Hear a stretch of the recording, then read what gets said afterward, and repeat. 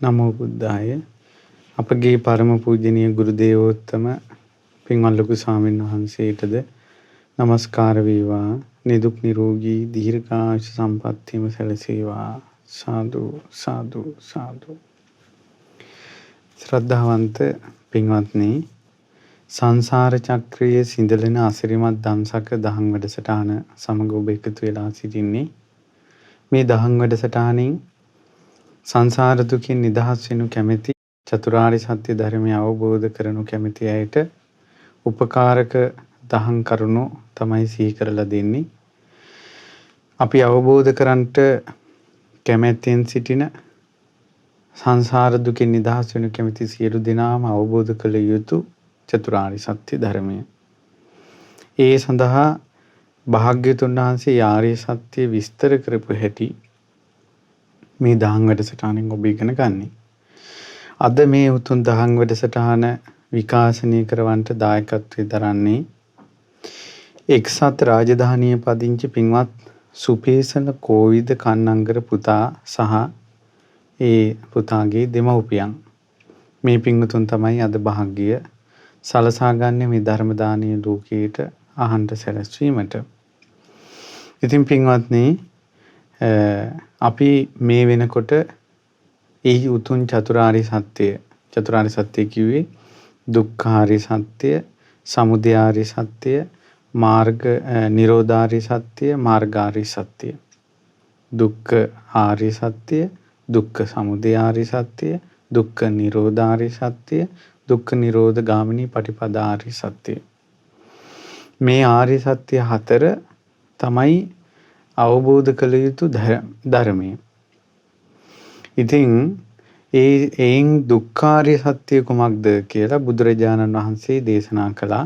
ඒ තමයි ජාතිපි දුක්ඛා, ජරාපි දුක්ඛා, ව්‍යාධිපි දුක්ඛෝ, මරණම්පි දුක්ඛං, ශෝක පරිදේව දුක්ඛ දෝමනස් උපායාසාපි දුක්ඛා, පිහි සම්පයෝගෝ දුක්ඛෝ, පිහි විප්පයෝගෝ දුක්ඛෝ, යම් පිච්ඡන් නලපති තම්පි දුක්ඛං සංකිට්ඨේන පංච උපාදානස්කන්ධා දුක්ඛා.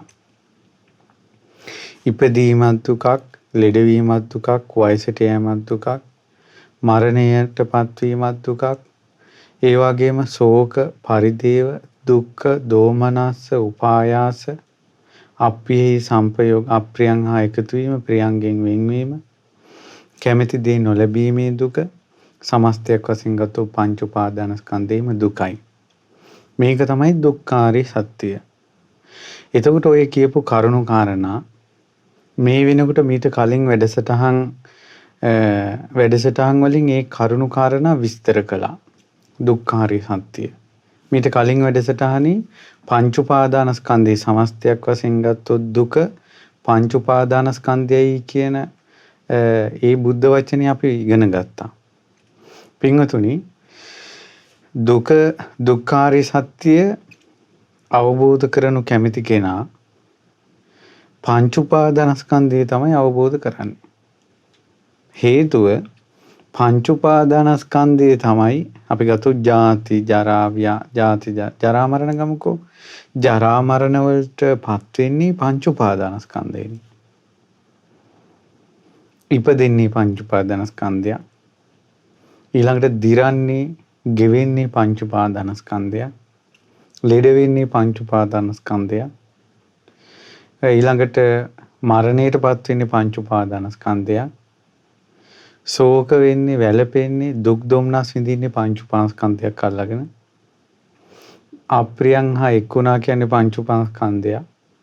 ප්‍රියංගෙන් වෙන් වුණා කියන්නේ පංච උපාදානස්කන්ධය. කැමැති දේ නොලැබීම කියලා ඒ කැමැති වෙන්නේ පංච උපාදානස්කන්ධයකට, නොලැබෙන්නේ පංච උපාදානස්කන්ධය. මේ කැමැති දේ නොලැබීම.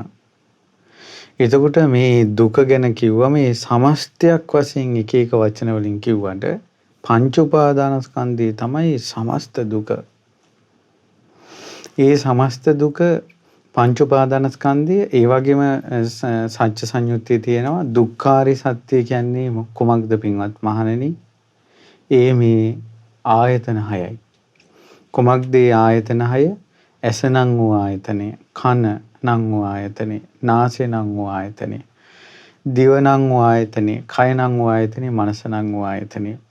ඇස කන නාසය දිවකය මනස තමයි දුක කියලා බුදුරජාණන් වහන්සේ එක තැනක පෙන්වලා දීලා තියෙනවා. ඇයි ඒ? දැන් එක දෙනා ජාති ජරා මරණ ශෝක පරිදේව දුක්ඛ දෝමනස් උපායාස කියලා දුක විස්තර කරලා ඇයි මේ තවත් තැනක ඇස කන නාසය දිවකය මනස කියලා දේශනා කරන්නේ? පින්වතුනි ඉපදෙන්නේ ඇස කන නාසය දිව කය මනස. එහෙනම් වයසට යන්නේ ඇස් දෙක කන් දෙක නාසය දිව කය මනස. එතකොට ලෙඩ වෙන්නේ ඇස කන නාසය දිව කය මනස. මරණයටපත් වෙන්නේ ඇස කන නාසය දිව කය මනස. එතකොට ශෝක වැළපීම් දුක් දුම්නස් හටගන්නේ ඇස කන නාසය දිව කය මනස මුල් කරගන්නේ. ඊළඟට කැමැති වූ දේ නොලැබෙනවා කියන එක ඒත් ආයතනයි මුල් කරගෙනනේ. ශෝක වැළපීම් දුක් දුම්නස් විඳින්නේ ඇස කන නාසය දිව කය මනස මුල් කරගෙනනේ. ඒ නිසා ඒව කොම මේ දුක අයිති ඇස කන නාසය දිව කය මනස. දැන් ඔන්න ඔබට විස්තර කළා සමස්තයක් වශයෙන් දුක කිව්වොත් පංච උපාදානස්කන්ධය. එතකොට ජාති ජරා මරණ ශෝක පරිදේවයන්ට ලක් වෙන්නේ පංච උපාදානස්කන්ධය. ඊළඟට ආය ක්‍රමයකින් කිව්වා ආයතන 6යි මේකට අයිති වෙන්නේ කියලා. ආයතන 6 තමයි ජාති ජරා මරණ වලට පත් වෙන්නේ කියලා. එහෙනම් පංච උපාදානස්කන්ධය කියන දුකයි ආයතන 6 කියන දුකයි මේ ආයතන 6යි පංච උපාදානස්කන්ධයයි කියන දෙක කොහොමද එකට යෙදෙන්නේ? එකට හොඳ විස්තරයක් තියෙනවා. පින්වත්නි මේ මහා හත්තිපදෝපම සූත්‍රය සාරිපුත්ත මහ රහතන් වහන්සේ දේශනා කරනවා ඇස බිඳිලත් නැත්තම් ඒ කියන්නේ ඇස් දෙක හොඳට තියෙනවා. ඇහැ ඉදිරියට රූපේකුත් ඇස බිඳිලා නම් ඒ කියන්නේ ඇහැ ඔන්න ඇස් දෙකක් නැහැ. ඇස් දෙකක් ඉදිරියට රූපේකුත් ඇවිල්ලා නැහැ විඥානයකුත් පහළ වෙලා නැත්තම් ආයේ එතන කතා කරන්න දෙයක්වත් නැහැ. එතකොට එතන පහළ වෙන ස්පර්ශයක්වත් කුමක්වත් ඇති වෙන්නේ නැහැ. එතකොට ඇස් දෙක තිබ්බත් ඇහැ ඉදිරියට රූපය ඇවිල්ලා නැත්තම් ඒත් එතන ක්‍රියාකාරීත්වයක් සිද්ධ වෙන්නේ නැහැ. එතකොට ඇස් දෙක තිබ්බත් රූපේ තිබ්බත් විඥානේ හටගත්තේ නැත්තම් මානසිකාරය ඒත් එතන ක්‍රියාකාරීත්වයක් සිද්ධ වෙන්නේ නැහැ. සාරිපුත්ත මහ රහතන් වහන්සේ දේශනා කරනවා ඇහැ බිඳිලත් නැත්තම් ඇහැ ඉදිරියට රූපේකුත් ඇවිල්ලා නම් එතන මානසිකාරයකුත් තියෙනවා නම් ඇහි විඥානිත හට ගන්නවා නම් ආන්න එහෙම ඇහි ස්පර්ශය සිද්ධ වෙනවා. ඇහි රූපයයි විඥානයයි එකතු වෙලා ස්පර්ශය සිද්ධ වෙනවා. ඒ ස්පර්ශයක් සිද්ධ වෙච්ච කෙනාගේ යම් රූපයක් තියෙනවා නම් ඔන්න ඇහි රූපයයි විඥානයයි එකතු වුණා. ඒතකොට ඒකෙන් යාට පේනවනේ. අන්න ඒ කෙනාගේ යම්කිසි රූපයක් තියෙනවා නම් සතර මහා ධාතුන්ගෙන් හටගත් දෙයක්. ඒක තමයි රූප උපාදානස්කන්ධය. ඇහි රූපයයි විඥානයයි එකතු වුණ කෙනාගේ යම් වේදනාවක් හටගත්තොත් ඒක මුල් කරගෙන ඒක තමයි වේදනා උපාදානස්කන්ධය. එතන යම්කිසි සංඥාවක් හට ගන්නවනේ ඒක සංඥා උපාදානස්කන්ධය. එතන චේතනාවක් හට ගන්නවා නම් ඒක සංකාර උපාදානස්කන්ධය. එතන තියෙන විඥානි තමයි විඥාන උපාදානස්කන්ධය. එතකොට දැන් තේරෙනවද මේ පංච උපාදානස්කන්ධය හටගන්නේ ඇහැ මුල් වෙලා.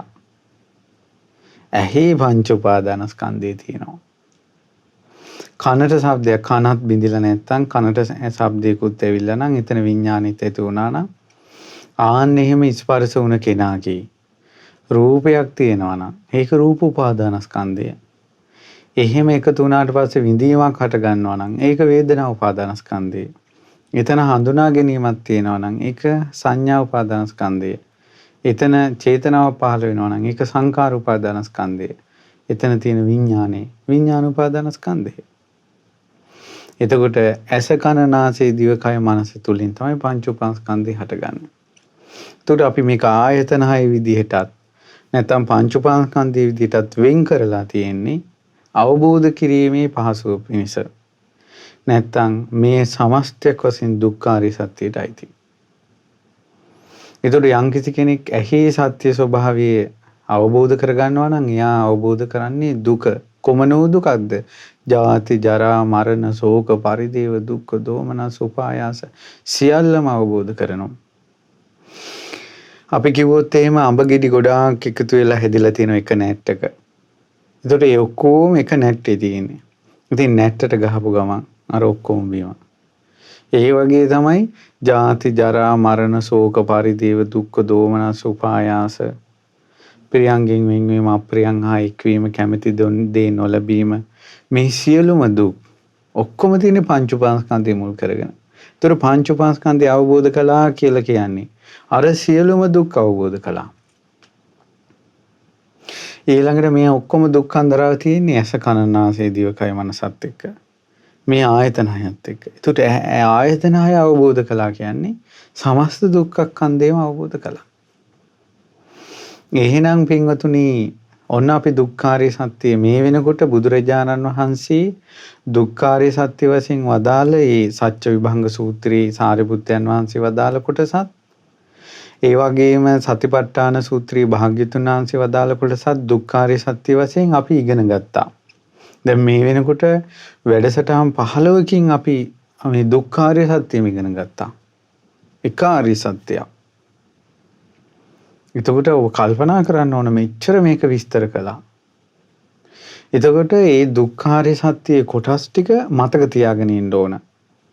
මතක තියාගෙන ඉඳලා තමන්ගේ ජීවිතයට ගලපන්න ඕන. තමන් විඳින දුක තමන්ගේ ජීවිතයේ තමන් විඳින දුක ආර්ය සත්‍යයේ දුක්ඛාරිය සත්‍යයේ කොයි කොටසද දැන් මේ විඳින්නේ?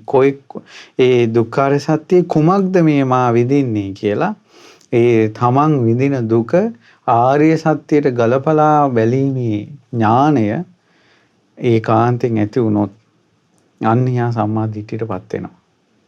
මිනිසු අනේක දුක් අන්දරා විඳිනවා. අනේක කියන්නේ මේ සියලු දුක් විඳිනවානේ. ඒ වුණාට ප්‍රශ්නේ මොකද්ද? ඒ දුක විග්‍රහ කරගන්න බෑ. ආර්ය සත්‍යයට ගලපලා ගන්න බෑ. ඇයි හිත වෙහිලා තියෙන්නේ? ඊළඟට තමයි ඒ ආර්ය සත්‍ය විමසන්න ඉගෙන ගන්න එපා. ඉගෙනගෙන නැහැ. ඊළඟට සිහිය නුවණින් මේ කල්පනා කරන්නේ සිහිය නුවණ පිහිටන්නේ නැහැ. ඉතින් ඒ නිසා ඔබට පුළුවන් වුණොත් දැන් මෙච්චර කාලයක් චතුරාර්ය සත්‍ය ඉගෙන ගත්තා. මේ දුක්ඛාරිය සත්‍ය. ඒක පොතක හරි සටහන් කරගෙන කටපාඩම් කරලා ඊට පස්සේ හිමීට ප්‍රායෝගිකව ටික ටික තමන්ගේ ජීවිතයේ තුලින් මේ දුක බලනවා. නැති දුකක් නෙවෙයි තියෙන දුකම බලනවා. තමන්ගේ ජීවිතය තුලින් මා තුළ කොහොමද මේ දුක්ඛාරිය සත්‍ය ඇතුලේ ගැබ් වෙලා තියෙන්නේ? එතකොට හොඳට දුක කියන එක පේන්න ගන්නවා. මේ දුක පිළිබඳව තමා තුළින් පෙනෙන ඥානයක් තියෙනවාද? ඒකට කියනවා දුක්ඛේ ඥානං කියලා. ඒකයිති සම්මා දිට්ඨියට. සම්මා දිට්ඨිය කියන්නේ මොකද්ද? දුක නැතිවන මාර්ගය නම් ඕ ආර්ය අෂ්ටාංග මාර්ගයේ පළවෙනි අංගේ. එහෙනම් සම්මා දිට්ඨිය උපදින්න දුකෙන් නිදහස් වෙන මාවත ආරම්භ වෙන්නේ දුකම තේරුම් ගැනීම තුළින්. ඒ දුක තියෙන අවබෝධ කරගන්න. හඬන්නවත් වැළපෙන්නවත් කාටවත් කියන්නවත් නෙවෙයි. දැන් තියෙන අපිට තියෙන ප්‍රශ්නේ තමයි අවබෝධ කරගන්න තියෙන දුක අපි පාවිච්චි කරන්නේ කියන්න. අනේ මට මෙහෙම කරදර මෙහෙම දුක මෙහෙමයි කියලා කියා යනවා. එයාට මැරෙන කල්ම දුක කියනවා හැරෙන්න අවබෝධ කරගන්න අවස්ථාවක් නැහැ. අපිට පුළුවන් වුණොත් අපේ හිතේ අපේ ජීවිතේ කැකෑරෙන දුක ආර්ය සත්‍ය තුලින් දකින්න. එයා ආර්ය සත්‍ය අවබෝධ කරලා නතර වෙන්නේ. යම් දවසක ආර්ය සත්‍ය අවබෝධ කළාද එයා ජාති ජරා මරණ ශෝක පරිදේව දුක්ඛ දෝමනස්යන්ගෙන් නිදහස් වුණා. ඒ නිසා හොඳට කල්පනා කරන්න මේ ආර්ය සත්‍ය පිළිබඳ ඉගෙන ගන්න එක සුළු දෙයක් නෙවෙයි. එතකොට මේ බුද්ධ දේශනාවේ යම් තැනක පංච උපාදානස්කන්ධය ගැන විස්තර කරනවා නම් ඒ විස්තර කරන්නේ දුක්ඛාරිය සත්‍යය. යම් තැනක ආයතන හය ගැන විස්තර කරනවා නම් ඒ විස්තර කරන්නේ දුක්ඛාරිය සත්‍යය. යම් තැනක පඨවි ආපෝ තේජෝ ආයෝ ආදී ඒ සතර මහා ධාතුනේ රූප උපාදානස්කන්ධයටයි tie ඔක්කොම දුක.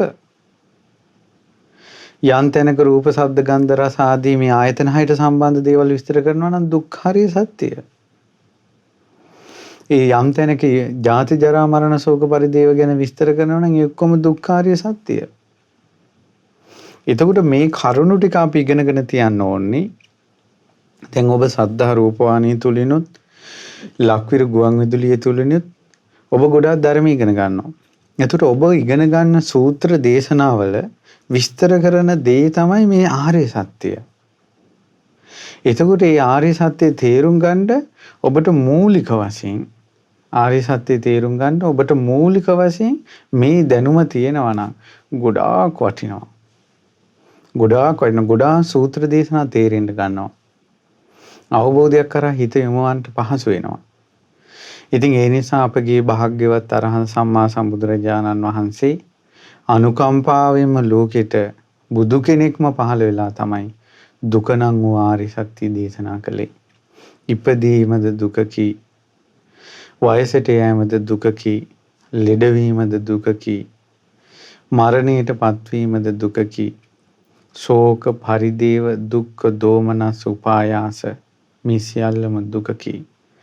අප්‍රියං හා එකතු වීම දුකකි, ප්‍රියංගෙන් වෙන්වීම දුකකි. සමස්තයක් වශයෙන් ගත්තොත් මේ මුළු පංච උපාදානස්කන්ධයම රූප වේදනා සංඥා සංකාර විඥාන කියන පංච උපාදානස්කන්ධයම දුකකි.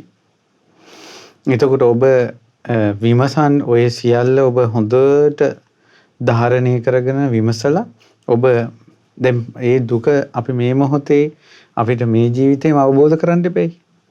එහෙනම් ඒ සියල්ලටම ආйти සමස්තය තියෙනවානේ. සමස්තය තමයි පංච උපාදානස්කන්ධේ. පංච උපාදානස්කන්ධය තමයි අල්ලන්නේ. පංච උපාදානස්කන්ධය තමයි හොයා ගන්න ඕනන්නේ. එතකොට මේ පංච උපාදානස්කන්ධය අනිත්‍ය වශයෙන්, දුක් වශයෙන්, අනාත්ම වශයෙන් විමසනකොට ඒ අවබෝධ වෙන්නේ දුක. නිදහස් වෙන්නේ දුකෙන්. ඒ නිසා ඉදිරියට ඉතුරු ආර්ය සත්‍ය ගැන, දුක්ඛ සමුදය ගැනත්, නිරෝධය ගැනත්, මාර්ගය ගැනත් අපි ඉගෙන ගන්නකොට මේ ඉතුරු කාරණා ඉගෙන ගනිමු. දැන් ඔන්න අදින් අපි අවසන් කරනවා දුක්ඛාරිය සත්‍ය කියන කොටස. එතකොට මෙතෙක් ඔබ ඉගෙනගත්ත කාරණා හොඳට සිහි කරලා ඔබගේ දැනුම පිරිසුදු කරගන්න, ධාරණ ශක්තිය ඇති කරගන්න, ඒ වගේම ඒ දුක නම් වූ ආර්ය සත්‍ය තමන්ගේ ජීවිතය තුළින් දකින්න, අවබෝධ කරගන්න මහන්සි වෙන්න.